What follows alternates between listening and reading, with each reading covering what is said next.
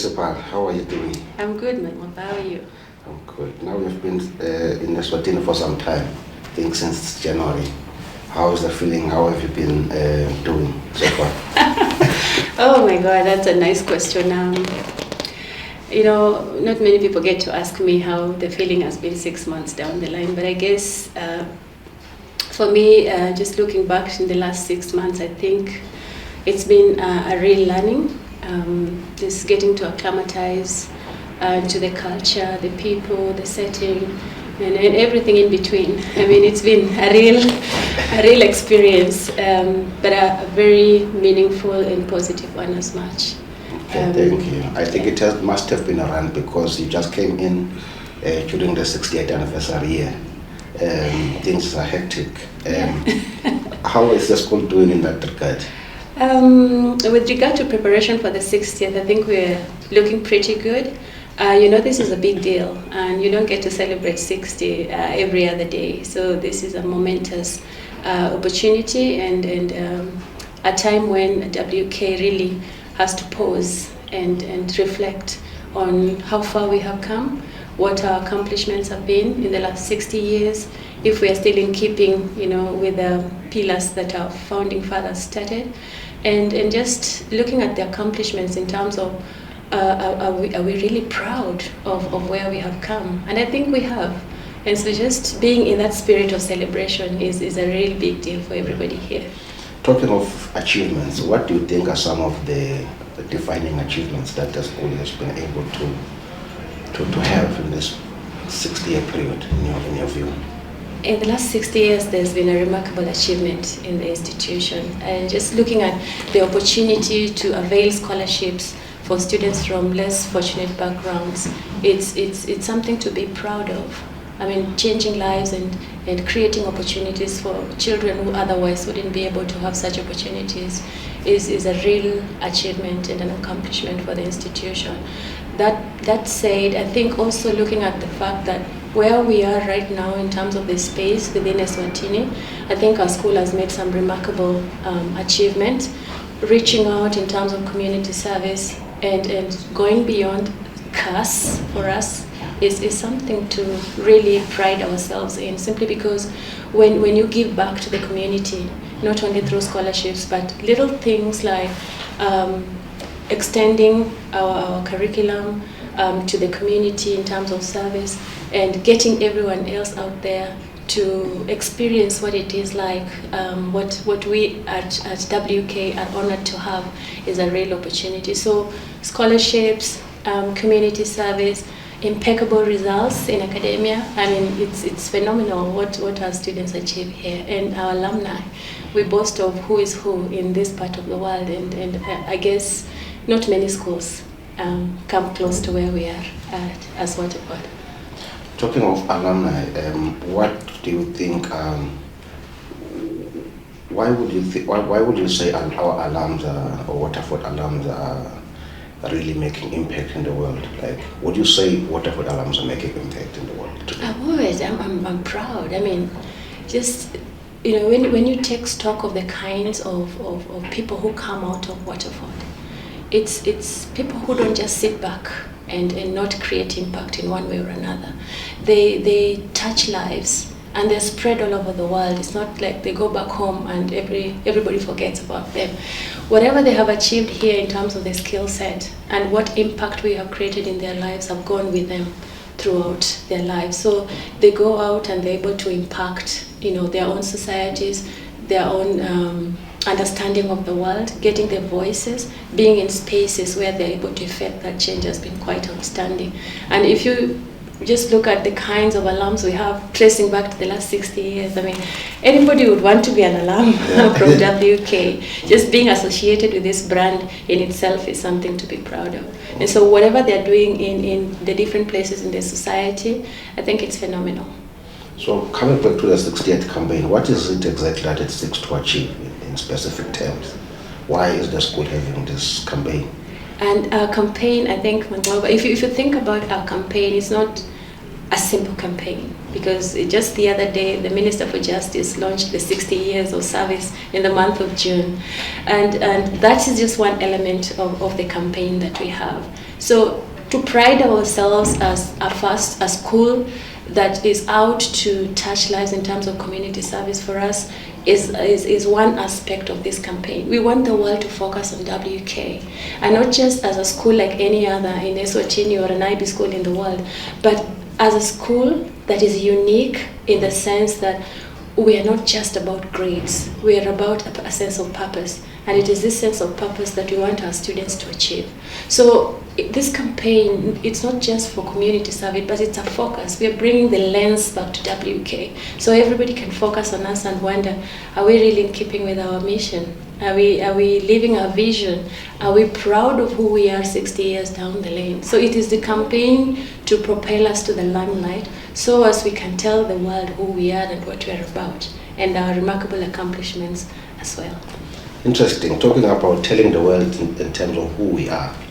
Now the world is moving towards sustainability, and the school has got a number of sustainability projects. Would you want to touch on those? Absolutely. I mean, if you think about a strategic plan, and even before we go to the strategic plan, which I will speak about in a few seconds, just thinking about the idea of sustainability itself. Not many schools, again, would do the kinds of things we do with the biodigester. I mean, we are ambitious. Look at our intention to have a solar plant so that we can go off the national grid. I mean, not many people can think in terms of those kinds of projects. And so just thinking about how we want to be carbon neutral and make our environment sustainable, those are initiatives that are part of who we are in terms of diversity, sustainability, and what have you. If we cannot be sustainable, then we're not going to be worthy of the claim that we are a WK and a UWC for that matter. But I think for us, and as I said at the beginning, being in this space at this particular moment is a prime opportunity for us to actually showcase to the world that we are about sustainability, and those initiatives are things that we have embraced and people can see what we are able to do. The school also talks about empowering students in terms of leadership roles, and some of the initiatives now, amongst others, is the annual careers fair in Eswatini that gives opportunity to students and young people to come on campus and to learn about career options out there in the market. And this year, as we turn 60, the event is happening on campus, and another one is UWC Africa Week. Would you want to talk about the student-led initiatives and how Waterford has inculcated this into the syllabus? First of all, being an IB World School is a good opportunity for us to embody a student-led curriculum initiative. And so when you find our students being in the steering in terms of leading the initiatives within the school, that is, it's given. It's obvious, and I don't think we can sit back and say we are not supporting student-led initiatives, because that's what we are about. We're about giving opportunities and creating leaders for tomorrow. If we talk about working together for justice in Africa, how can we work together for justice in Africa if our students do not understand the essence of leadership? So it starts with us, it starts with our students, and it starts with empowering them to be able to appreciate the role that they have to play in terms of being leaders. Because if the agency is to come, then of course our students have to empower it. And that empowerment comes from not just the curriculum in the classroom, but also from all these other initiatives that they take charge of within our greater community. So say for instance, Africa Week, I had an interesting chat with a group of young amazing girls who came here, and they were telling me that it's high time we told our stories our way.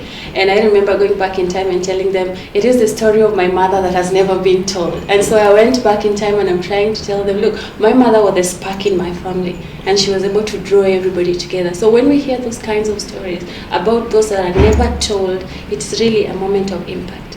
And so our students being able to look for, people who can come together as in panels, in forums, to be able to address these issues is remarkable. So our student-led initiatives speak for what they are. We are empowering our students. We are instilling the sense of purpose that I've spoken about, so they can go out there and become the change agents that we so desire for them to be. Interesting. Now, post 60, let's talk post 60th anniversary. What does the school seek to, how does the policy direction or the strategic lane of the school look like in the next 60 years? Or maybe let me just say beyond 60. I mean, you've touched a lot about having to reflect, the achievements over the past 60 years, and then now going forward. I'm excited. I mean, the future is bright. Every time I walk in these grounds, I'm thinking about what would be the next 60 years look like. It takes you a moment to start to envision what that is going to play out, in terms of our society and our world. And so for the next 60 years, really, it's our strategy that is going to drive us to become the kind of school that we want to be going forward. And so when you think about it, we are just designing our strategic plan for the next 5 years now.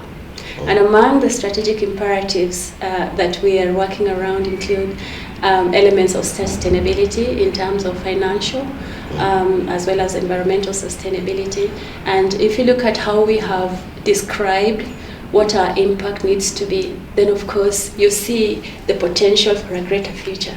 I just mentioned, I alluded to the solar plant, and I alluded to the biodigester. We have things to do with the permaculture garden that we need to expand.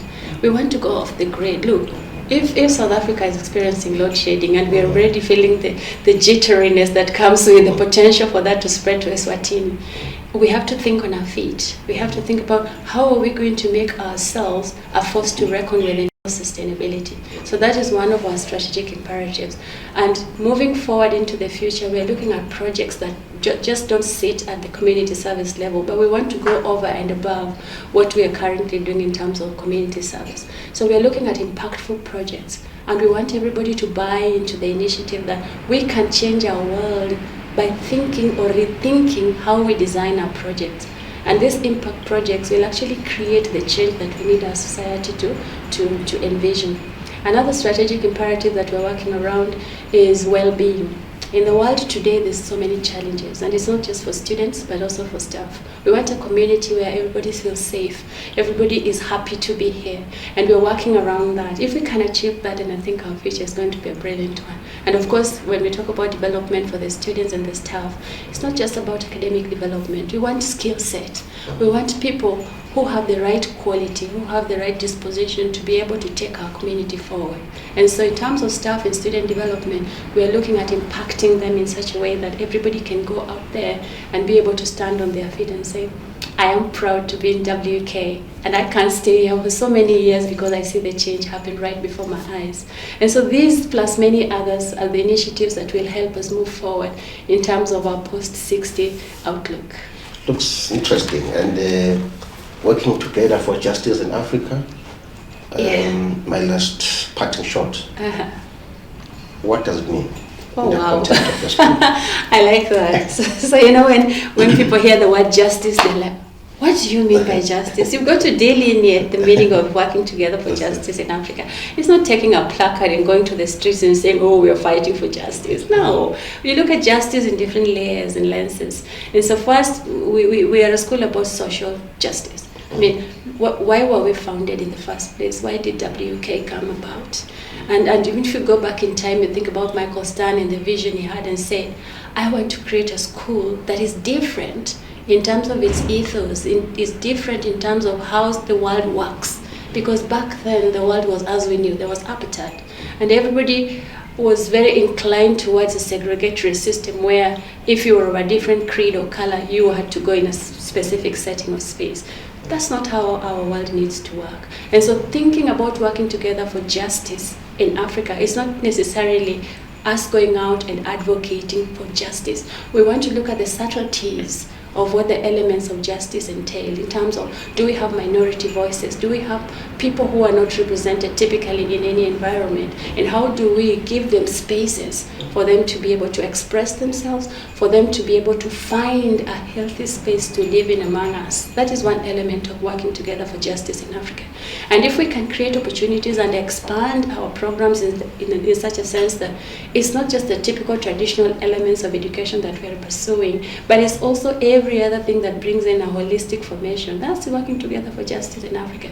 And if we can create those healthy spaces and be able to advocate for expansion programs such as, maximize on the potential for scholarships for Amaswati students and those from less privileged communities, that is working together for justice in Africa. When you create opportunities and you create a sense of belonging, that is justice.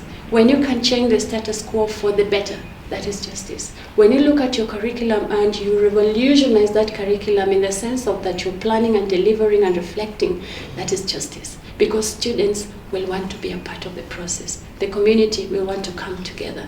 People will feel they belong. That is working together for justice in Africa. Well explained. Thank you so much for coming. It's been a pleasure talking to you. Thank you so much. Look forward to the 29th. Absolutely, and everybody out there is welcome to the 29th. We can't wait to celebrate with everybody. Thank you. Thank you.